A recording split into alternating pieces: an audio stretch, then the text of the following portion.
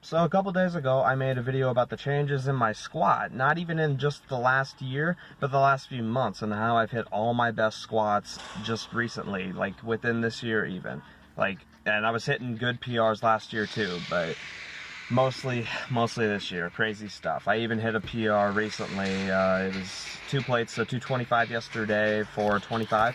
I felt 30, but I was suffocating from the belt, and I got a violent migraine afterwards. I mean, that might even be an understatement as to what happened, because it was painful, it was bad. It had me down for well over 10 minutes after I hit the PR. But anyway, so that video was about the changes in my squat, and I mean, my training in general has changed just because I'm more about getting under the bar. I'll squat every day.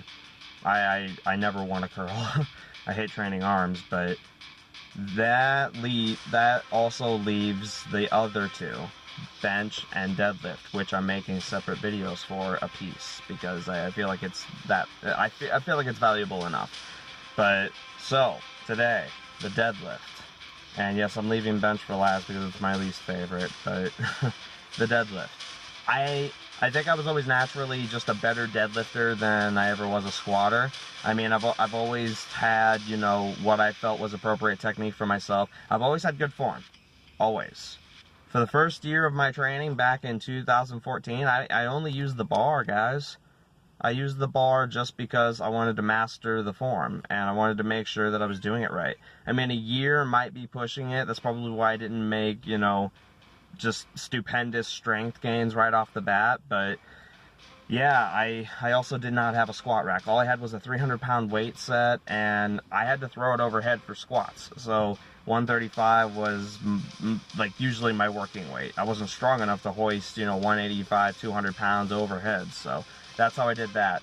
But anyway, my deadlift, it has changed dramatically, and most of that is due to a couple of different factors.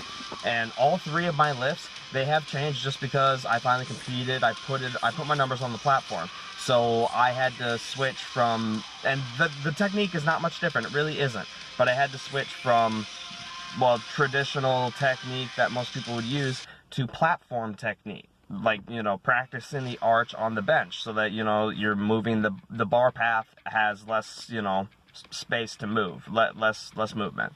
Anyway, things like that. Well, I found that when it comes to deadlifting, I wanted to put up the most numbers that I could on the platform in the first place. So it's odd, but I only knew about conventional all up until 2017, and then I learned about sumo. I gave it a try. I really didn't like it. To be honest, I'm still not particularly a sumo fan, but here's the thing. It's not because I'm short that I do sumo. It is I mean, there's actually only a 25, 30 pound difference between my conventional and my sumo, so, I mean, we can't really make the excuse that it's cheating. It's not.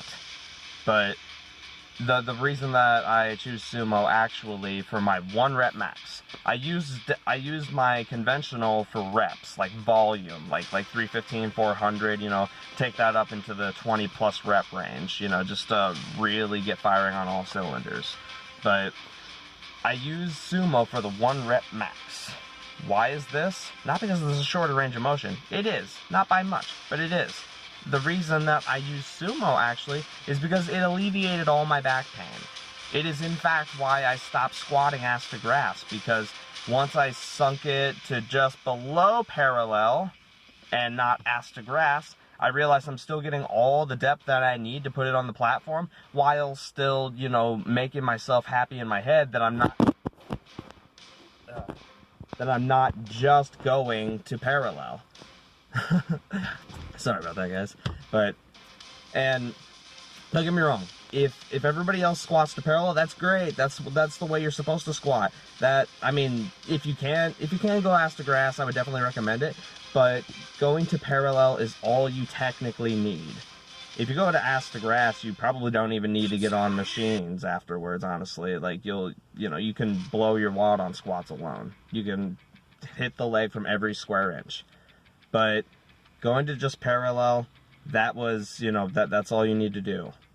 But it's the same thing, and it's the same thing. If you go to just parallel, that's all you need on the platform. So I was like, okay, I'm going all this extra mile, and not only is my squat not going up, but it's staying incredibly complacent. Once I get up to 3 plates, 315, it's actually very hard on my lower back for me.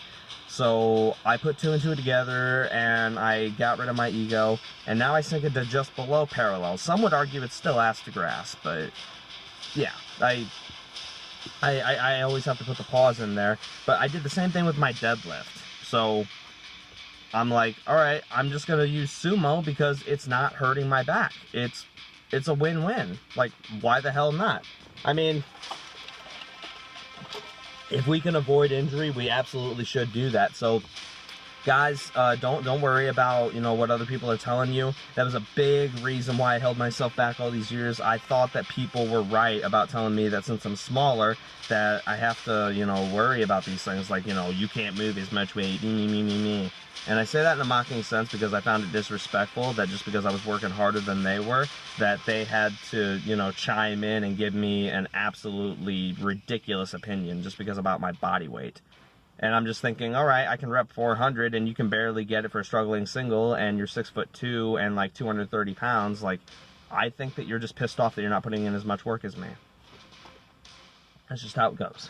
So my 1 rep max, my 1 rep max on conventional is 515. It went up very slow. It was incredibly painful. And then my 1 rep max on sumo is 550. The dramatic difference is that the sumo didn't hurt my back afterwards. And at the end of the day, if I can further myself from injury so I can continue to progress, that's the whole point of this. We're powerlifting. That's the whole point. A to B, most weight, least amount of injury. That is the whole point of all of this. So I really don't care what everyone, I mean, not everyone thinks this, but I really don't care if anyone has a problem with, you know, the whole sumo situation. I'm not going to justify that. It's a matter of comfort. It's a matter of biomechanics. There's a whole list of things to throw in there. But I mean, even my brother Corey, you know, he gives me shit sometimes for, you know, sumo, and I'm just like, well, my conventional is still heavier than yours anyway, and you dramatically outweigh me. But love you, Corey. But with that, I will shoot in some of my volume PRs and some of my 1 rep max PRs. And if you guys like these kinds of videos, feel free to let me know. I haven't done a video exclusively on each big 3 in a long ever, but yeah, I really enjoy going into these details, and I really hope that these things are helpful for you guys, because all I'm trying to do is give you the, you know, the most educated opinion that you can use to research for yourself and see what works for you so that you can further progress on your own. But yeah, I will throw in the clips. And oh, by the way, as far as like form goes, form should always be perfect, but the technique is going to be different for everybody. I know some people, like I said in my video a couple of days ago, some people squat like this. This is their foot, straight forward. This is mine, violent foot flare.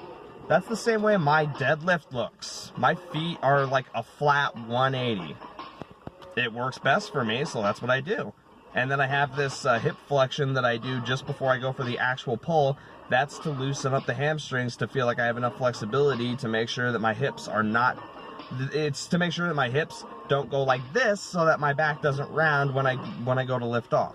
So hopefully this answers any questions some of you might have about, you know, deadlifting in general. But yeah, just pick the one that works best for you, gives you the most, you know, gives you the most comfort, and, you know, lets you move the most weight. I mean, that's most of our goal anyway. So thanks, guys. And that, guys, was an example of my conventional volume, which was 405 for 15. And then here is one of my volume triples. Sorry, this is a 525 triple sumo PR. This was a 1 rep max just last year. But as you can see, the form is on point, and the technique that works for me is there. So I really enjoyed this PR. I only wanted a double.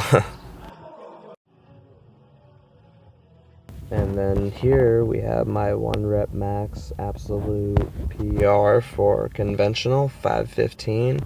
If I had hit 525, I would have considered the pain worth it, but after this, I felt like I should have just stayed at 500. But yeah, you can see how slow it moves. My form does not give, but it was so painful. But yeah, 1 rep max, 515 conventional deadlift.